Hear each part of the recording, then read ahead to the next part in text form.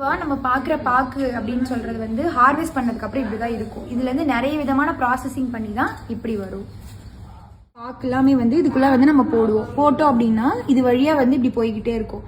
போயிட்டு இங்க வந்து அது வந்து உரிக்க ஆரம்பிச்சு நெக்ஸ்ட் வந்து கிரேடிங். உரிக்கிற அந்த பாக்கு வந்து 3 விதமா வந்து இங்க வெளியே வரும். ஃபர்ஸ்ட் வந்து இந்த தோல் வந்து முழுசா உறிஞ்சிருச்சு அப்படின்னா அதோட சைஸ் வந்து குட்டி ஆயிடும். ஸோ சைஸ் சின்னதாகிறப்ப இதுல இருந்து வரும்.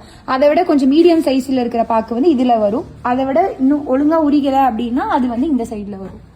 கிரேடிங் பண்ணதுக்கு அப்புறம் அந்த பாக்கோட தன்மை வந்து இப்படிதான் வந்து ரெட் கலர்ல இருக்குது அப்படின்னா அது வந்து நேச்சுரலாவே ரெட் கலர்ல இருக்காது. இந்த மாதிரியான கெமிக்கல்குள்ள வந்து அந்த கிரேட் பண்ண பாக்க வந்து போட்டு அவிப்பாங்க.